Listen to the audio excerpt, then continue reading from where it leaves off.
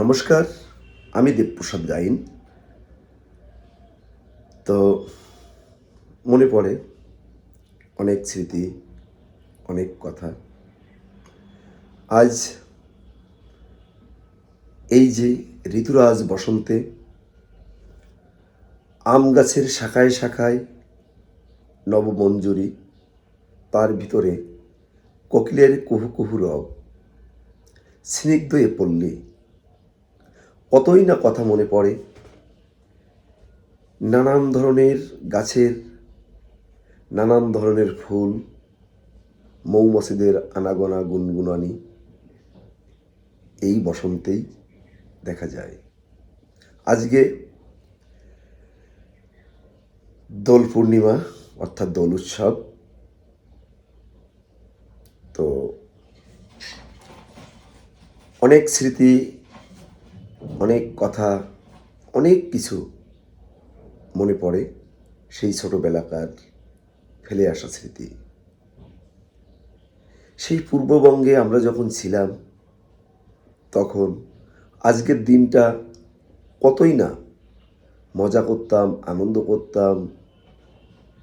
পাড়ায় পাড়ায় দোল নিয়ে আমরা দোল উৎসব করতাম। একে অপরের মুখে আমরা আবির মাখিয়ে দিতাম। অষ্টসখী মিলন হয়ে আবির দিচ্ছে চরণে, বের হয়ে তাই দেখো সখী, বের হয়ে দেখো রে। জয় রাধে গোবিন্দ জয়, শ্রী রাধে গোবিন্দ জয়, রাধে রাধে রাধে জয়। কত নানান ধরনের গান দিয়ে ঘাড়ে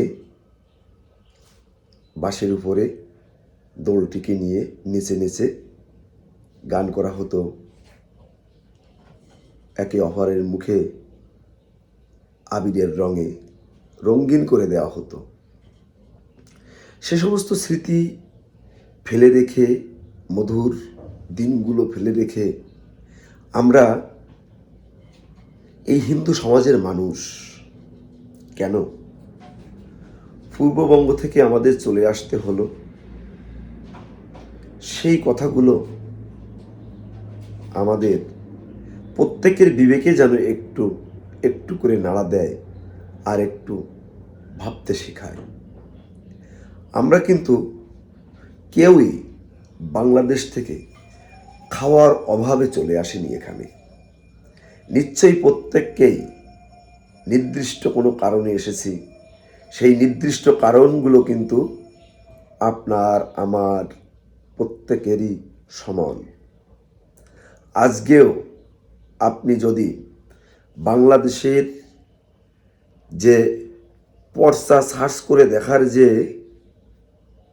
সাইটগুলো আছে সেগুলো যদি দেখেন, দেখবেন অমুক ঘোষ, গাঙ্গুলি, বোস, চ্যাটার্জি, ব্যানার্জি, ভট্টাচার্য, মণ্ডল, বিশ্বাস, গাইন, এইরকম প্রচুর প্রচুর হিন্দুদের কিন্তু এই পর্চাগুলোতে দেখা যায়, মিউটেশনগুলোতে দেখা যায়। এখনো পর্যন্ত তাদের নামগুলো জ্বলজ্বল করে। যদি আপনি একটা পৃষ্ঠায় দেখেন 100খানা নাম, দেখবেন 80খানা নাম হিন্দুদের জমির সেই মিউটেশন পর্চা। তো কেন আমরা চলে এলাম, তার নির্দিষ্ট কারণ আছে। সে কারণ আপনারা প্রত্যেকে জানেন। যখন আপনি কোনোভাবে এই কাঁটাতারের বেড়া পার হয়ে এখানে চলে আসছেন, আসার পরে আপনার অতীতগুলো ভুলে যাচ্ছেন, ভুলে গিয়ে আপনি বড় একজন সেকুলার হয়ে যাচ্ছেন। তখন বলছেন ওরা আমরা ভাই ভাই, কোনো কিছু সমস্যা কোনো কালেই ছিল না। অথচ এখনও আমার এই হিন্দু ভাইদের অর্থাৎ এই উদ্বাস্তু মানুষের অনেকের মেয়ে মুসলিম সম্প্রদায়ের ঘরে আছে। দুই একজন প্রেম প্রীতি করে গেছে, সেটা আলাদা ব্যাপার, লাভ জিহাদে পড়ে। আর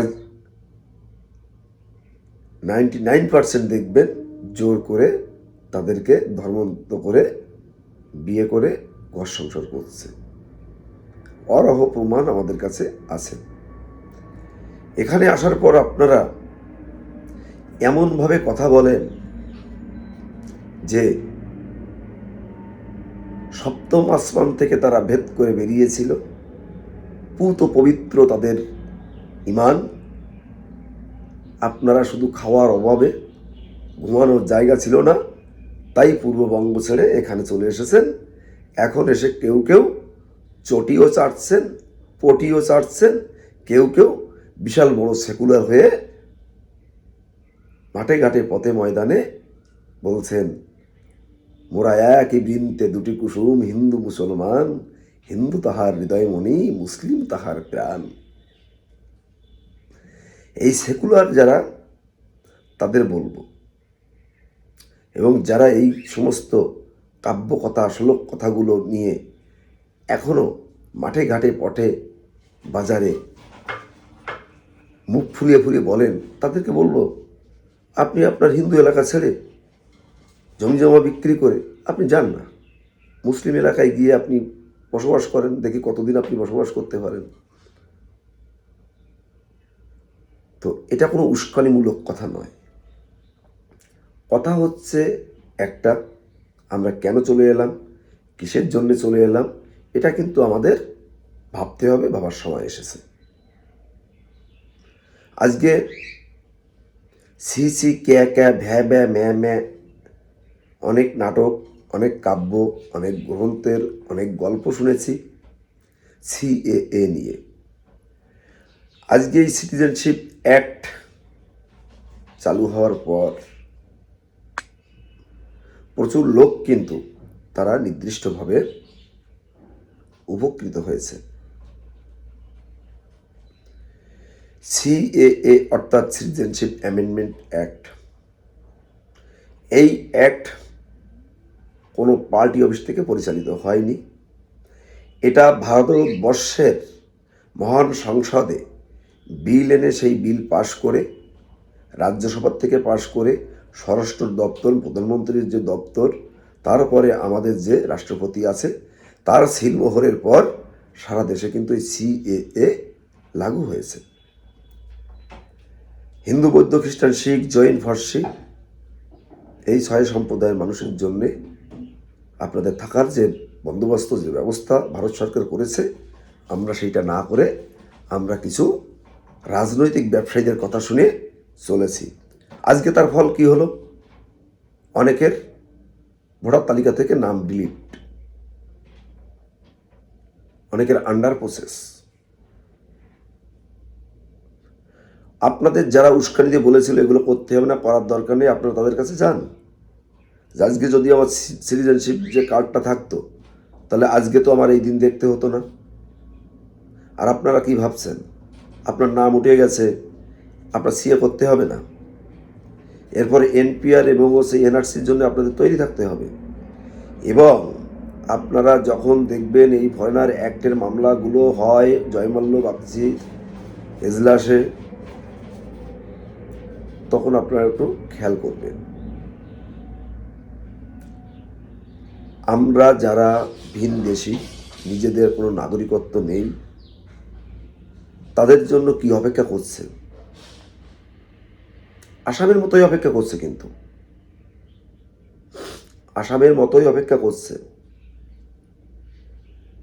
আপনি যখন এসআইআরে আপনি যে তথ্যটা জমা দিয়েছেন, মামলাতে যখন উঠবে, যে তথ্যটা আপনি জমা দিয়েছেন যে আপনার বাবা অমুক এত সালের আগে এসেছিল, কাউকে সাজিয়ে দিয়েছিলেন, এগুলো তো ভুল প্রমাণিত হবে। আপনি যে পাসপোর্টটি করে আপনি যেভাবে জমা দিয়েছিলেন সেটাও ভুল প্রমাণিত হবে। তখন কিন্তু আপনি কোনো প্রকারে এই সিএএতেও আবেদন করতে পারবেন না, পারবেন না, পারবেন না। আপনার ব্যাপারটি সম্পূর্ণ বিচারাধীন থাকবে। আমি জানি না আপনাদের বোঝাতে পেরেছি কি না। আবারও বলছি, যারা ভুল তথ্য দিয়ে এসআইআরে নাম তোলার চেষ্টা করেছিলেন, এটা কোর্টে যখন উঠবে, যে সমস্ত আন্ডার প্রসেসে আছে তাদের যাচাই বাছাই হবে। যদি দেখা যায় সম্পূর্ণ ভুল তথ্য দিয়ে আপনি এসআইআরে আপনি ভোটার তালিকায় নাম তোলার চেষ্টা করেছিলেন, আজকে আমি বলে রাখলাম এই ভিডিওটি আপনারা ডাউনলোড করে রাখবেন, আর সেদিন মনে করবেন আপনারা কোনো দিনও সিএএতে অ্যাপ্লিকেশান করে নাগরিকত্ব নিতে পারবেন না, পারবেন না, পারবেন না। আপনাদের জন্যে খোলা থাকবে ডিটেনশন ক্যাম্প। আসামের দিকে আপনারা খেয়াল করলে বুঝতে পারবেন, সেম এভাবেই কিন্তু আসামে হয়েছিল। দেখুন কেন কি কারণে এত হুড়োহুড়ি, এত তাড়াতাড়ি ছিয়ে ক্যা করা যাবে না, আপনারা খেয়াল করলে বুঝতে পারবেন। একটু বিচার বিশ্লেষণ করলে, প্রত্যেকের ব্রেনে বুদ্ধি আছে, বুঝতে পারবেন কেন বাধা দেওয়া হচ্ছে। শুধু তো পূর্ববঙ্গে থেকে যারা এসেছে তাদের জন্য এসআইআর নয়, যারা অনুপ্রবেশকারী, যারা ভিনদেশী, তাদের জন্যই এসআইআরটা চালু হয়েছে। প্রত্যেক দেশের তাদের একটি রাষ্ট্রীয় তাদের নিয়ম নীতি কানুন থাকে, তার মধ্য দিয়ে যে সরকারি আসুক না কেন তার মধ্যে দিয়ে চলতে হয়, মুখে যাই বলুক। এসআইআর, এনপিআর, এনআরসি এগুলো দেশের রাষ্ট্রীয় একটি ব্যবস্থা। এটা আপনি আমি কোনো প্রকারে কিন্তু ওই 2-3 কিলোমিটার হেঁটে চটি ছিঁড়ে জবাব চাই জবাব দাও, 3-4 দিন খাবো না, মাঠের গোড়ায় বসে থেকে অনশন করবো, এতে কিন্তু বন্ধ হয় না, হওয়ারও নয়। এখন আমাদের যে সমস্ত উদ্বাস্তু মানুষ, যাদের জন্য আমরা একাধারে, আমার চ্যানেল ঢুকবেন অন্তত 1.5 থেকে 200 ভিডিও করেছি আজকে এই 3 বছর ধরে। একটা কথাই বলে এসেছি, পুরো হাত জোড় করে আপনারা যে কোনো রাজনৈতিক দল করতে পারেন, আপনার যে কোনো রাজনৈতিক মতাদর্শ আপনার থাকতে পারে, আপনি কাকে ভোট দেবেন সেটা সম্পূর্ণ আপনার ব্যাপার। আপনি সিএতে অ্যাপ্লিকেশন করে অন্তত নাগরিকত্বটুকু নিন, এটা আপনার জন্য একটি বড় প্রাপ্তি। হিন্দু জাতি, আমরা যারা পূর্ববঙ্গ থেকে এসেছি, তাদের ঐক্য একটি মঞ্চ, বললেও ভুল হয় না এই সিএএ। তার কারণ এই সিএএ এর মাধ্যমে যখন আমাদের এই উদ্বাস্তু মানুষ, আমাদের এই শরণার্থী মানুষ নাগরিকত্ব পাবে, তখন সবার ভিতরে একটা জোশ থাকবে, একটা জোর থাকবে। আর আমাদের কেউ কাঙাল, বাঙাল, আনাংলা, বাংলা এ সমস্ত বলে বিদ্রুপ ঠাট্টা করতে পারবে না। বারবার আমি বলি, দেখুন আপনারা যারা একটু সচেতন, যারা একটু খবর রাখেন, তারা অবশ্যই দেখেছেন মহামান্য সুপ্রিম কোর্ট কি বলেছিল। Aadhaar card, voter card, ration card, PAN card, ব্যাংকের বই, জমির দলিল, আপনার সরকারি চাকরি, পাসপোর্ট কোনোটাই কিন্তু আপনার নাগরিকত্বের প্রমাণ বহন করে না। আপনি কিভাবে নাগরিকত্ব পেতে পারেন? জন্মসূত্রে নাগরিকত্ব পেতে পারেন, তারও অনেক ক্যাটাগরি আছে জন্মসূত্রে নাগরিক পাওয়ার। যারা স্থানীয়, যারা এখানকার আদি ঘটি বাসিন্দা, তাদের ক্ষেত্রে আলাদা। কিন্তু আপনি যখন বাংলাদেশ থেকে আসবেন, এসে ইন্ডিয়ান কোনো মেয়েকে বিয়ে করছেন, অর্থাৎ আপনার ইন্ডিয়ান স্পাউস, তখন বাই রেজিস্ট্রেশনের মাধ্যমে আপনাকে কিন্তু নাগরিকত্ব নিতে হয়। আপনি কোনো মহিলা, আপনি কোনো আমাদের মেয়ে এখানে এসে যদি কোনো ইন্ডিয়ান স্থানীয় কোনো ছেলেকে বিয়ে করেন, সেম আপনাকেও বাই রেজিস্ট্রেশনের মাধ্যমে নাগরিকত্ব নিতে হবে, অর্থাৎ আপনার স্পাউস ইন্ডিয়ান। আর যারা এই সিএ এর মাধ্যমে আপনি এখানে বিয়ে করেনি, অথচ আপনি পূর্ববঙ্গ বা আফগানিস্তান বা পাকিস্তান থেকে এসেছেন, নির্দিষ্ট 6টি ধর্মের মানুষ, আপনি কিন্তু বাই ন্যাশনালাইজেশনের মাধ্যমে নাগরিকত্ব নেবেন।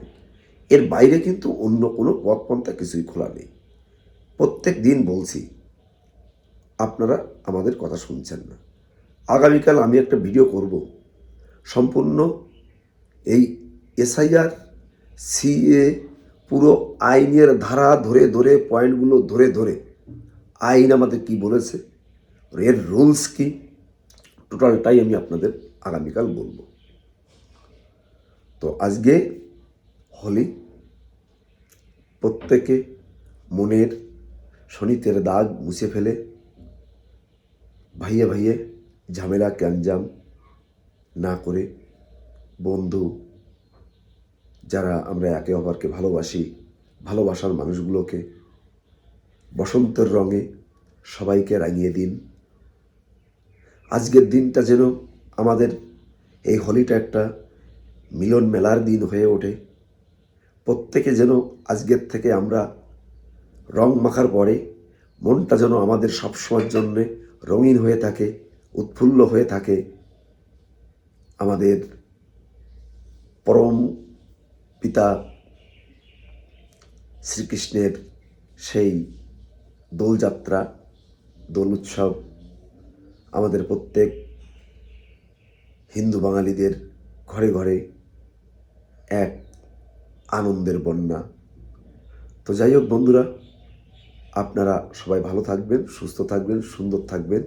আমার ফোন নাম্বার 9804682324। যারা আমার এই প্রতিবেদন প্রত্যেক দিন দেখো, তাদেরকে বলবো শেয়ার করে অন্যকে দেখার সুযোগ করে দেবেন, এবং যারা নতুন দেখছো অবশ্যই চ্যানেলটিকে সাবস্ক্রাইব করবে, যাতে আমার নতুন নতুন কথা, নতুন নতুন বক্তব্য তোমরা শুনতে পারো। তো ভালো থেকো, সবার জন্য রইল আজকে এই শুভ দোলযাত্রার দিন আমার প্রণাম।